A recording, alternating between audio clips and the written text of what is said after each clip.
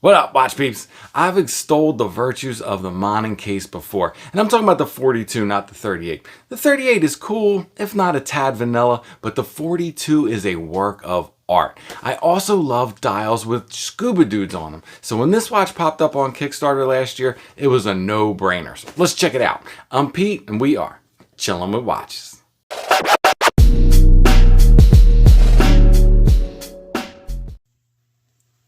Where's Jack?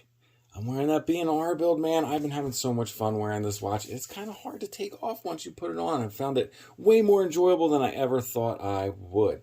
But let's talk about the JB. So I didn't even zip this pouch up because it's got so much stuff crammed in there. Came with like a really cool Jacques Bianchi Marseille patch.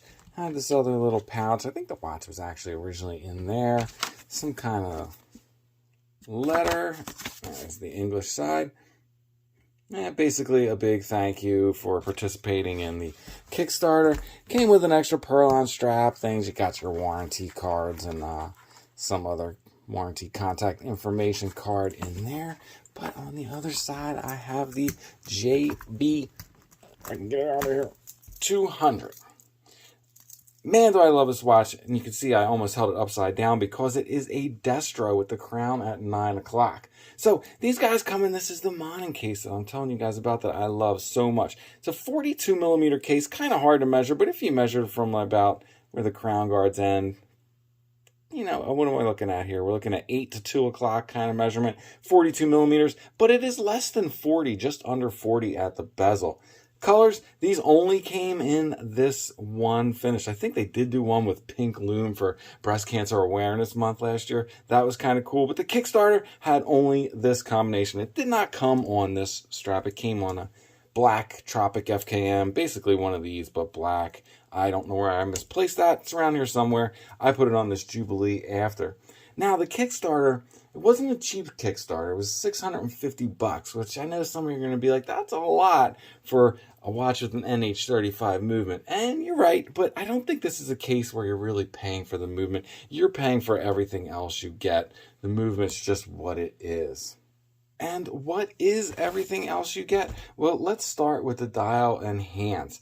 Obviously, this dial is super interesting with this big scuba dude. Believe it or not, this is how this watch was originally made.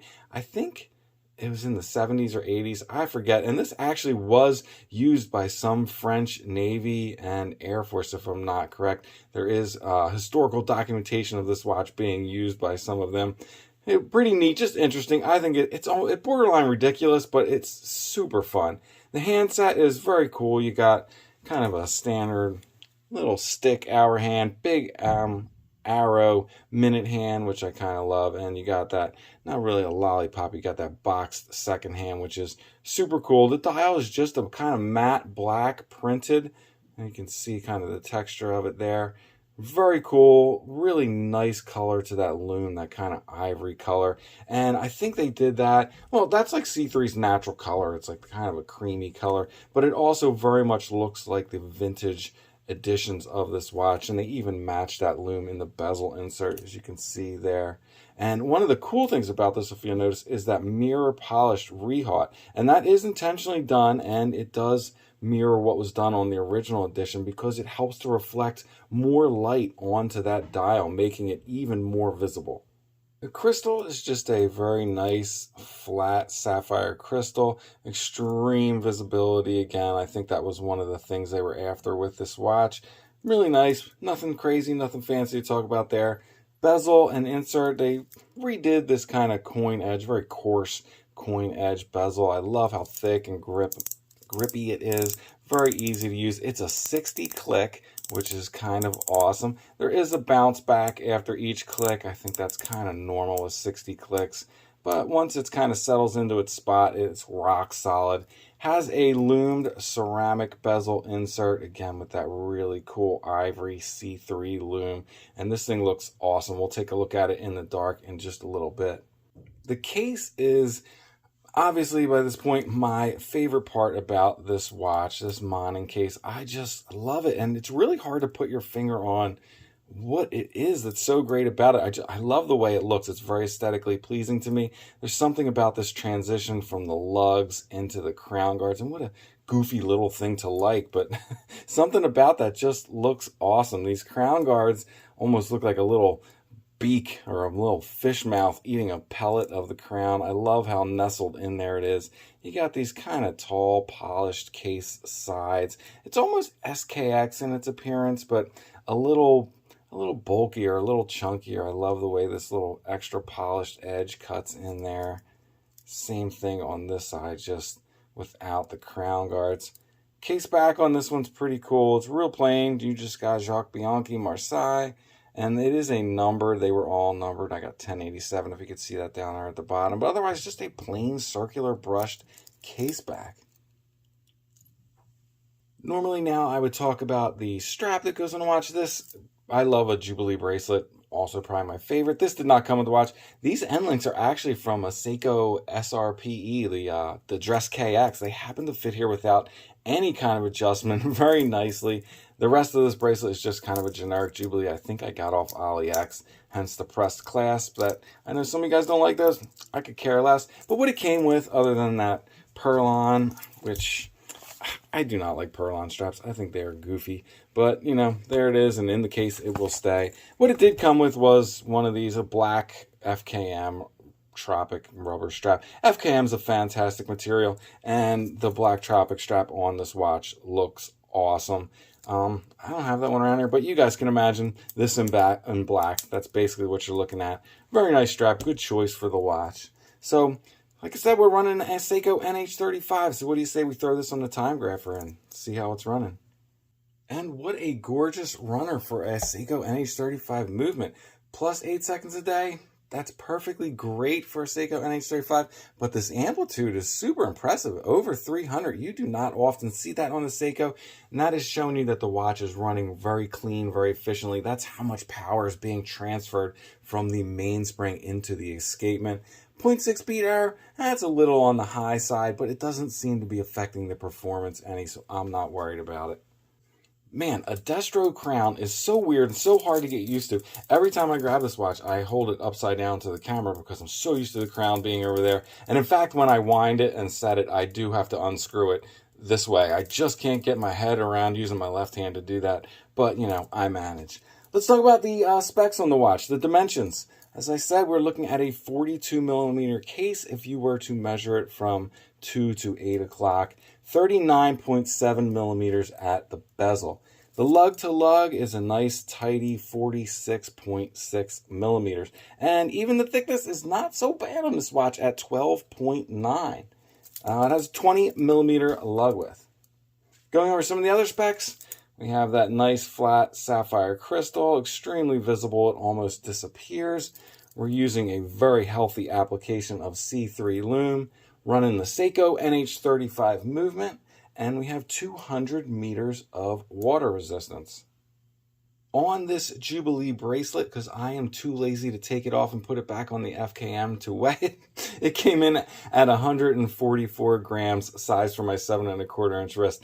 I think if you were to put it on the Tropic, you could probably subtract a good 60 grams from that, coming in somewhere in the 80s. So speaking of that, let's see how it looks on wrist.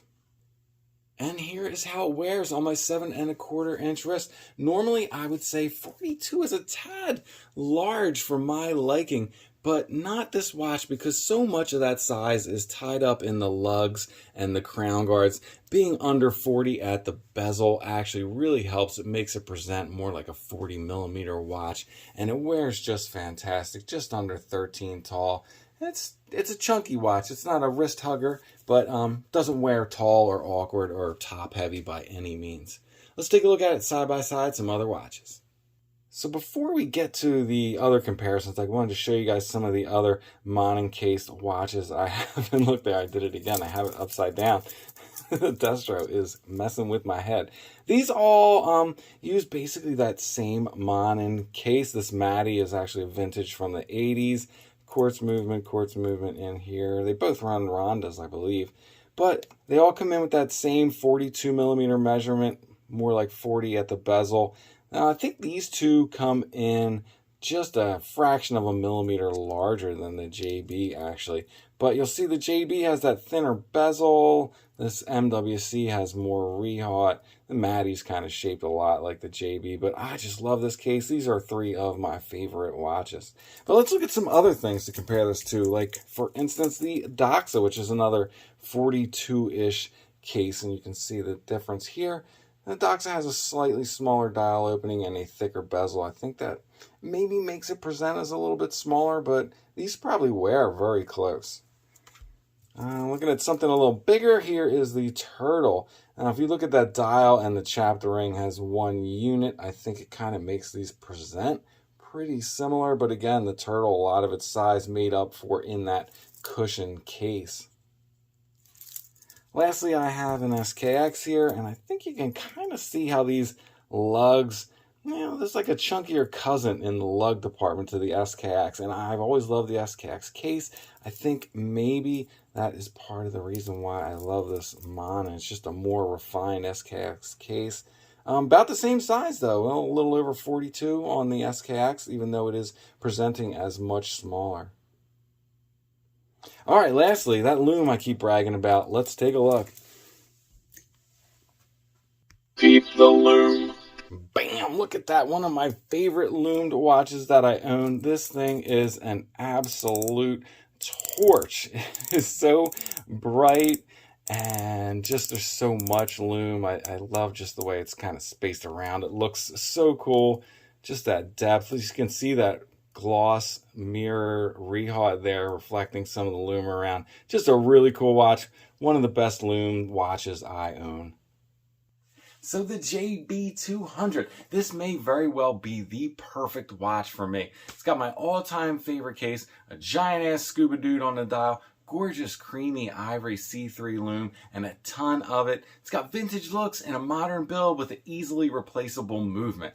All right, before I let you go, sneaker check, wear most of Blazers, and that's it. I'm out. If it's not too much trouble, please like, subscribe, and come back next time. Peace.